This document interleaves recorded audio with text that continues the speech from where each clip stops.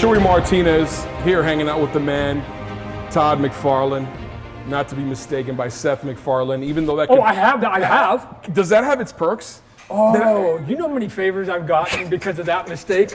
Shoot, I'll give you one for example. Please, One please. for example. Yes. I'm notorious for trying to be the last guy on an airplane. And Okay. because of that, sometimes you miss an airplane. All right. I had a big meeting, I was gonna try and get an airplane, and for whatever reason, the security line was long, and I go, oh, I'm gonna be the last guy. I go, I'm not making this plane. Because Shit. I'm always just try to get there like 2 minutes before they close the gate. You're that guy. And I go, yeah, I'm that guy. Yeah. Right. Somebody has to be last, why not me? You. It Right? has to be you.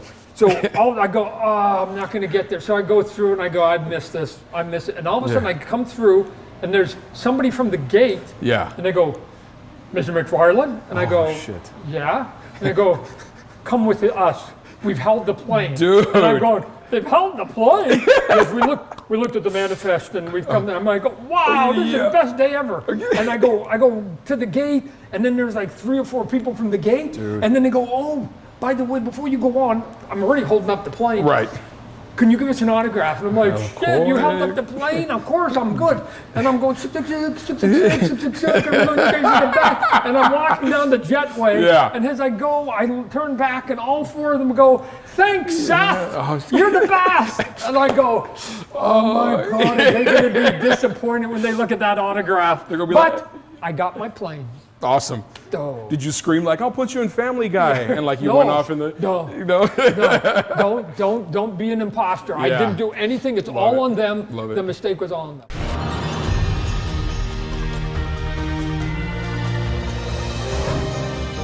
I am Venom, and you are mine. The world is not so ugly after all. What really made you change your mind? You did, Eddie. Do you want to talk about that kiss? Oh, that was your buddy's idea. It did feel kind of great, though. What? Next week on the 18th, the DVD Blu-ray of Love it. Venom comes Love it. out. And the thing that's really cool about it, besides you get to watch this movie again, Yeah. is there's an extra hour at the back of it Okay. for all the people who look at you and I know to make $1 billion, the majority of those people are not comic book collectors, right? They're Right. geeks, but they're not Right. comic book collectors, right? Yeah, They don't they're not expect- nerds, right. No, right. They don't expect to basically know what you and I know and live through it all. Right. So they just go to these superhero movies because they just like them, right? You don't have to be a collector of comic books. But in that extra hour on that DVD, they're going to give you like the history of the 30 years as to like why we're here now. Whoa. And so then if you just spend the extra hour, then you will be an expert like us.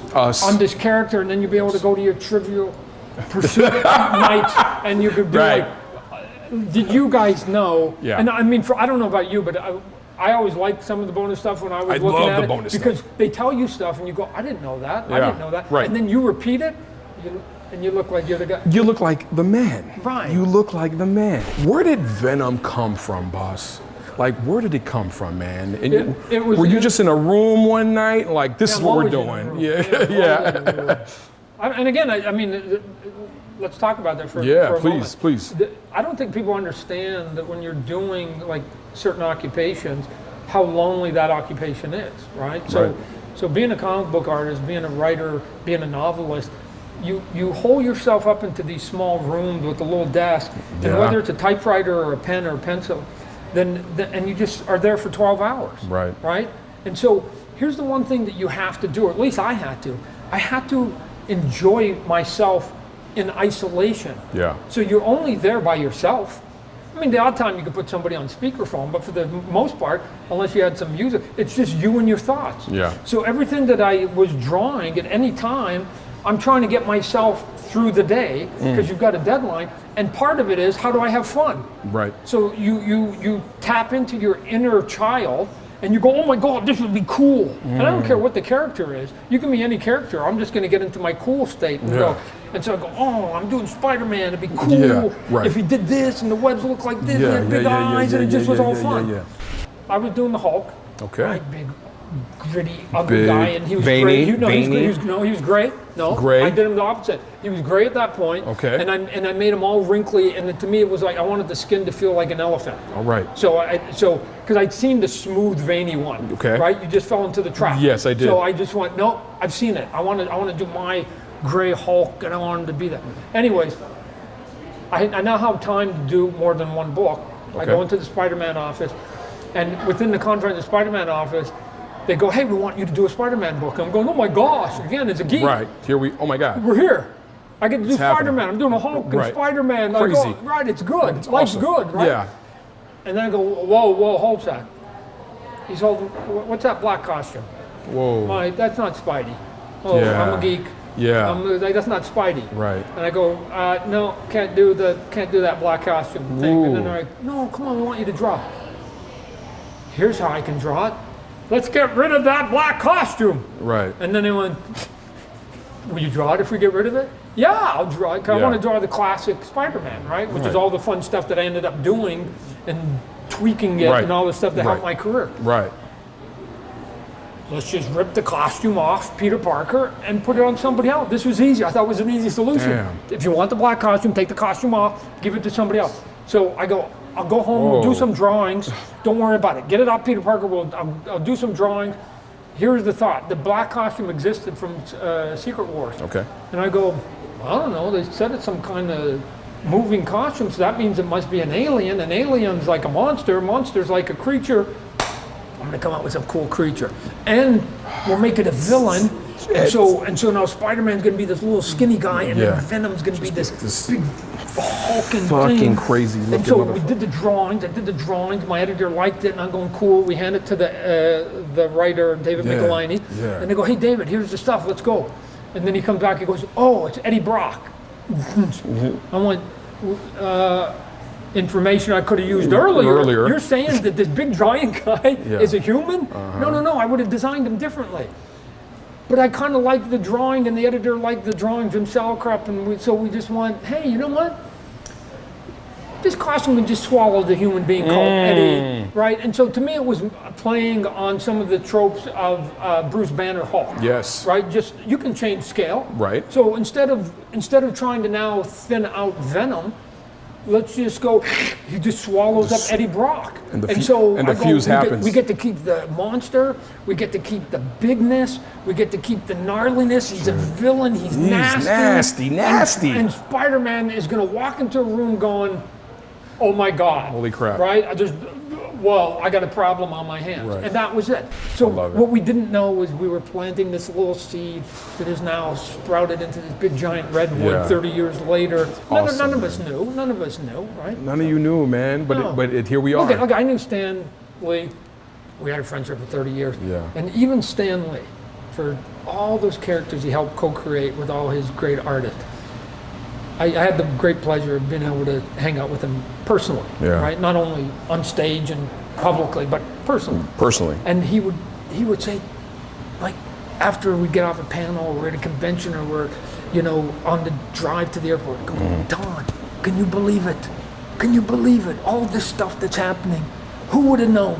Oh my gosh, this is great. Yeah. And even Stan Lee was Lee. watching it just grow in front of his eyes, because none of us could imagine that at any time you do something creative, that any of it is going to turn into the big giant redwood tree, Right. right? You're always planting, and you never know which one of them is going to just pop. And Right. so he was, which was always fun, that he was just as amazed to go with the ride as Yeah. it continued to grow as anybody else, right? Yeah, And so yeah. it was awesome. And so Venom just happened to be one of my moments, Right. where Stan had dozens and dozens Right. of them. Here we are in 2018, about to be 2019. Yeah. And Spawn the Animated Series from HBO is still, like, for me, the #1 animated series of all time.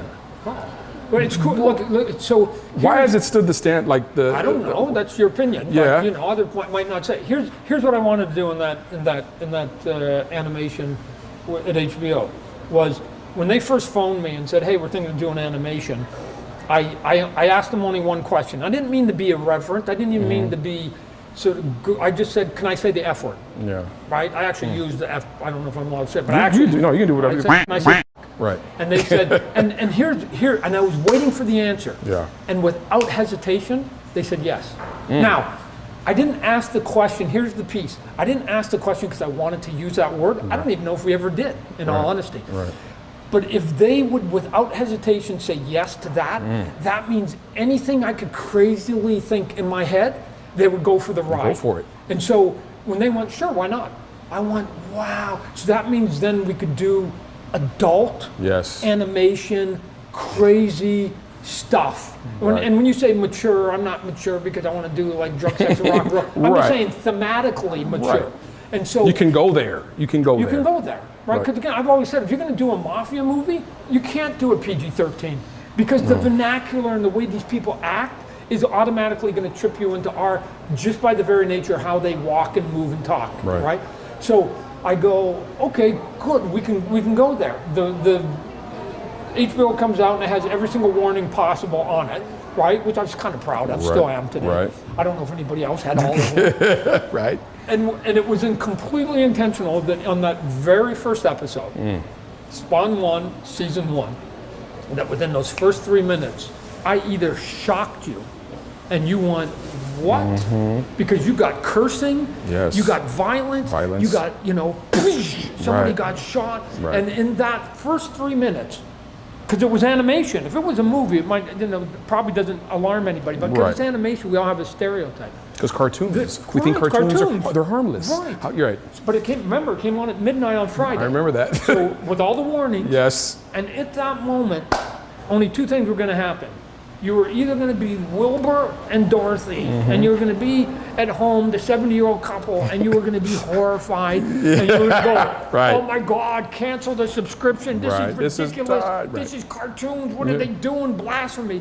Or, which is what I was hoping for, I was going to have dudes watching this on a Friday night, having a few wobbly pops, and they're going, what did I just see? Yeah. And they're going to go, oh my God, get Fred on Yeah. the phone. Fred, turn on HBO. You should have seen what I just saw in the Right. comic, in this cartoon. Right. It's crazy. Right. And that's who I was going for. I love, and I have you in front of me. Is Spawn going to be in Mortal Kombat 11? Is he? I'm asking you. Is Spawn going to be in the next Mortal Kombat game? Here's what I'm going to tell you. I can't tell you nothing, but here's what I'm going to tell you. Here's what I'll show you. Gosh, what are you going to... I didn't say nothing. You didn't say nothing. Can I get another smile? Can I get the smile? Spawn's coming to Mortal Kombat. No, I didn't. Oh, no, I said didn't it. say it. I said it. I didn't say it. Whew. I didn't say nothing. Can we cross arms and do the smile? No, I didn't You're say not nothing. gonna. I plausible deniability.